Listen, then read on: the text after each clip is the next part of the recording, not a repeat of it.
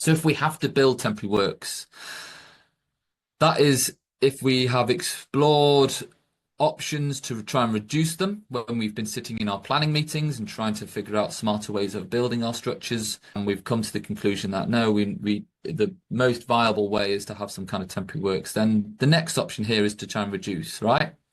So how can we make that process more slicker?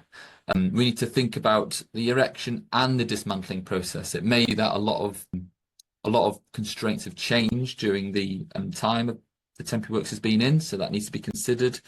Who's going to be putting it together, and where? Is there heavy plant available to lift heavy sections, or will it be done by small plant or even by hand? That's important to think about in terms of buildability. Keep things simple if possible.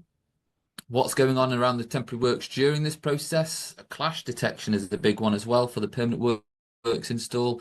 We need to make sure it's easy to build for the temporary works side, but then we also don't want to just be kicking that can of difficult things to do and difficult jobs to do, which we all like to do sometimes, kick that can down the road and visit that in another few weeks' time. We don't want to make the permanent works an absolute pig to build as well. So we need to think about clash detection and what we can do there. And also, are there any off-the-shelf products that are designed specifically to solve this problem? We don't want to be trying to reinvent the wheel. We should be reviewing it and researching other areas of technology that we could utilize to make our project much slicker. This is a couple. I'm just going to throw up a couple of examples. So this is a modular system frame which we designed for a large-scale building stability scheme, which was the Bristol Beacon, formerly known as the Colston Hall project.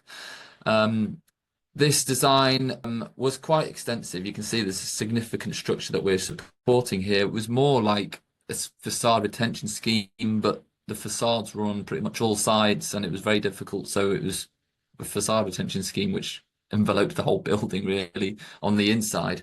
But the modular frames you can see there on that fabrication drawing that we put together meant that they could be fabricated off-site, brought to site, lifted in, installed, and then away we go, like big building blocks really. So that was something that can be employed. And you can see here some of the clash detection that went into the design development of this proposal, highlighting the temp and overlaying the permanent works to make sure that the solution that we've got from the beginning is the right solution from beginning to end. So we're not going back and revisiting things, which is just a total waste of time.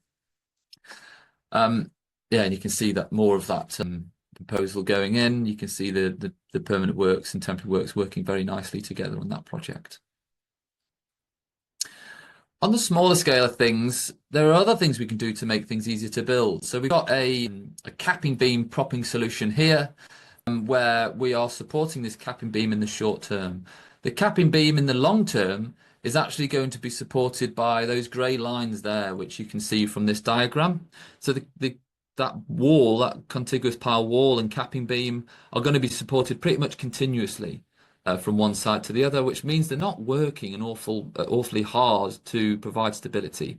However, in the temporary term, we need to think about the process of that structure being built. The contiguous pile walls are going to be installed, then the capping beam on top, and then we're going to do our reduced level dig.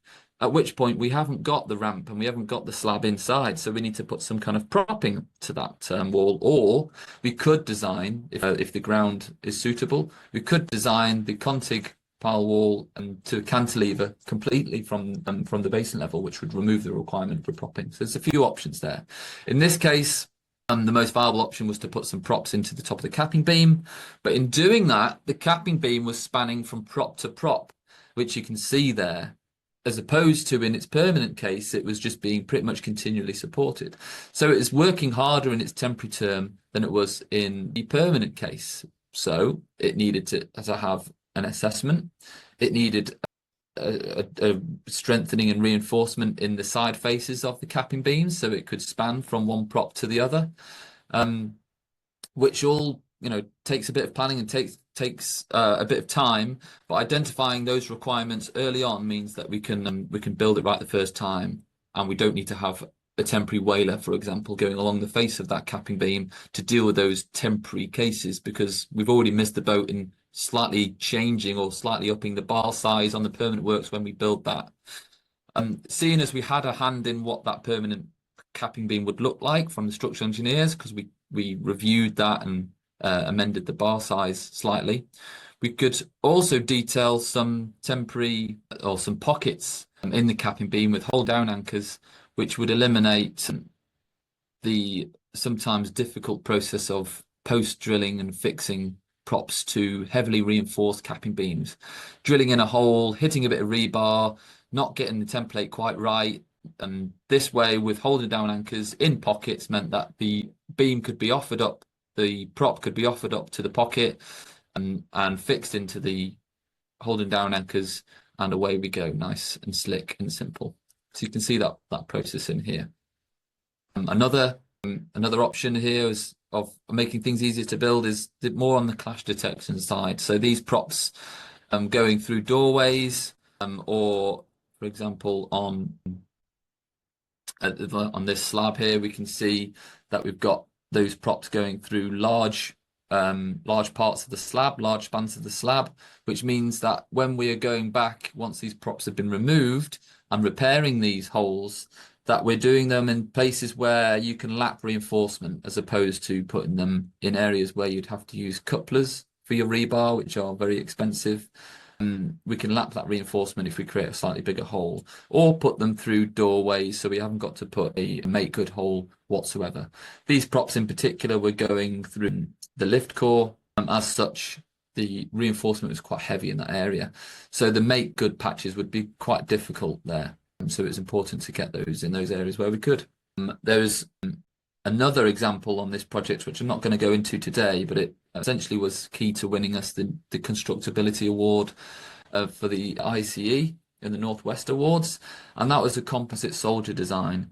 It was the development of this soldier, which was slim and pressed up against the wall and anchored to that existing wall, which enabled a significant reduction in the amount of concrete used in that basement, and also maximize the space that we had there. And so